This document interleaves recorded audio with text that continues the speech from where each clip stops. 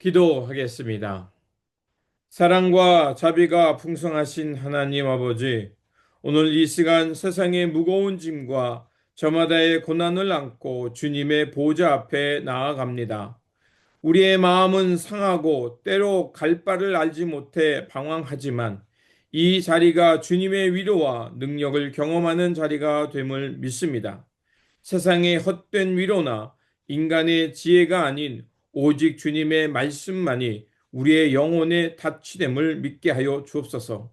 성령 하나님, 이 시간 우리의 귀와 마음을 열어 주사 선포되는 말씀을 통하여서 다시 일어설 수 있는 힘을 얻게 하여 주옵소서. 우리 구주 예수 그리스도의 이름으로 기도드립니다. 아멘. 오늘 우리에게 주신 말씀은 욥기 14장 7절에서 14절입니다. 나무는 희망이 있나니 찍힐지라도 다시 움이 나서 연한 가지가 끊이지 아니하며 그 뿌리가 땅에서 늙고 줄기가 흩어서 죽을지라도 물 기운에 움이 돋고 가지가 뻗어서 새로 심은 것과 같거니와 장정이라도 죽으면 소멸되나니 인생이 숨을 거두면 그가 어디 있느냐. 물이 바다에서 줄어들고 강물이 잦아서 마름같이 사람이 누우면 다시 일어나지 못하고 하늘이 없어지기까지 눈을 뜨지 못하며 잠을 깨지 못하느니라. 주는 나를 수월에 감추시며 주의 진노를 돌이키실 때까지 나를 숨기시고 나를 위하여 규례를 정하시고 나를 기억하옵소서. 장정이라도 죽으면 어찌 다시 살리이까? 나는 나의 모든 고난의 날 동안을 참으면서 풀려나기를 기다리겠나이다. 아멘. 성도 여러분, 인생을 살다 보면 감당하기 힘든 폭풍 같은 어려움을 만날 때가 있습니다. 건강의 위기, 재정적인 어려움, 사랑하는 사람을 잃는 고통, 내 힘으로 도저히 감당할 수 없는 어려움이 올 때가 있습니다. 그때 우리는 하나님을 향해 하나님 나에게 왜 이렇게 하십니까? 라는 질문을 던지게 됩니다. 오늘 본문에 등장하는 욥이 바로 그러한 처지에 있었습니다. 동방의 의인이요 거부였던 그는 하루아침에 모든 자녀와 재산을 잃었고 자신의 몸에는 악창이 나서 기와 조각으로 몸을 긁어야 하는 비참한 처지에 놓이게 되었습니다.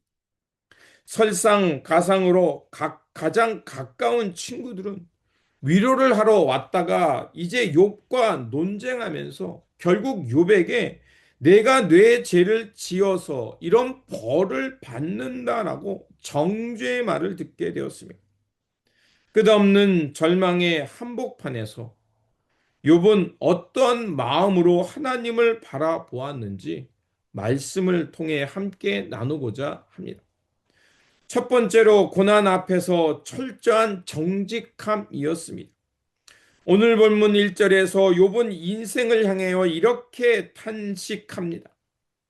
여인에게서 난 사람은 사는 날이 적고 걱정이 가득하며 그는 꽃과 같이 자라나서 시들며 그림자같이 지나가며 머물지 아니하거늘.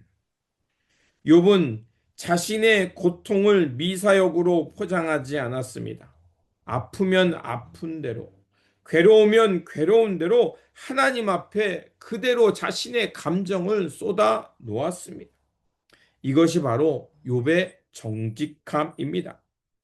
우리는 흔히 믿음이 좋다고 하면 고통 앞에서 아무렇지 않은 척 늘 감사만 해야 한다고 생각합니다.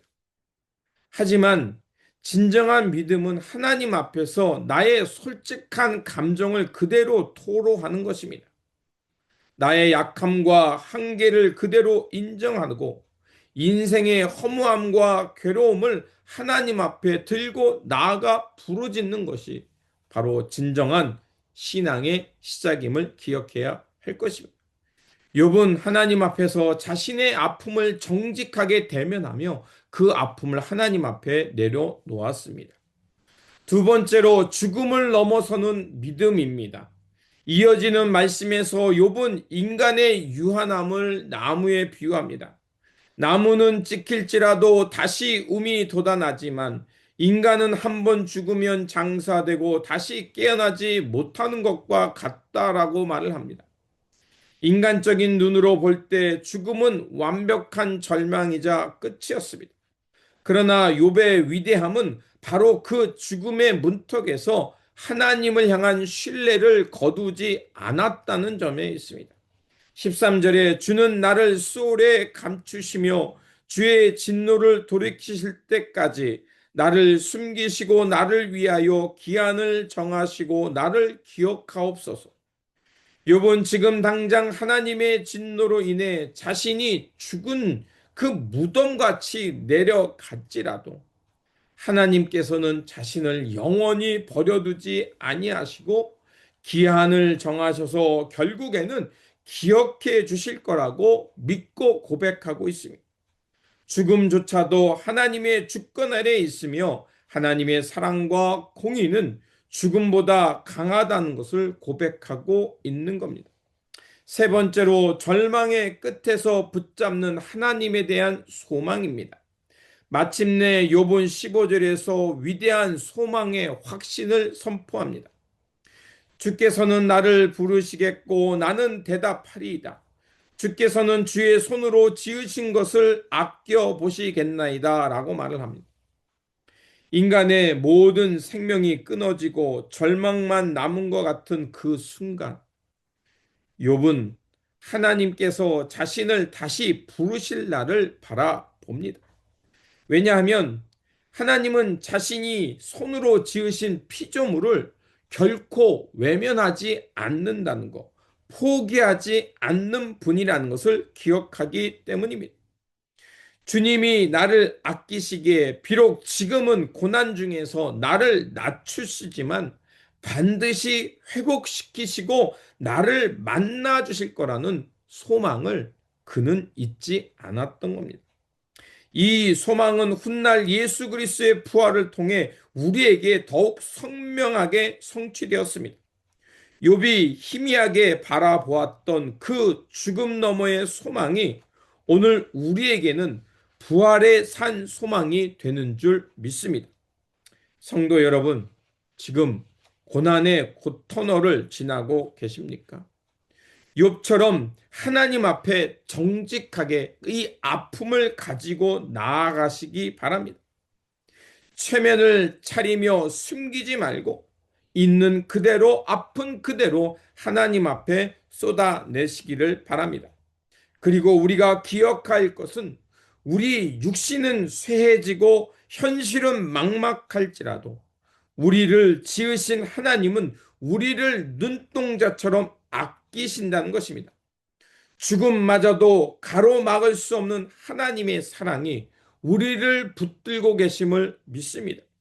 그러므로 우리를 잊지 않고 붙드시는 이 주님의 손길에 붙잡혀 살면서 절망 속에서도 부활의 소망을 기억하며 살아가는 저와 여러분들이 되시기를 주님의 이름으로 축원드립니다.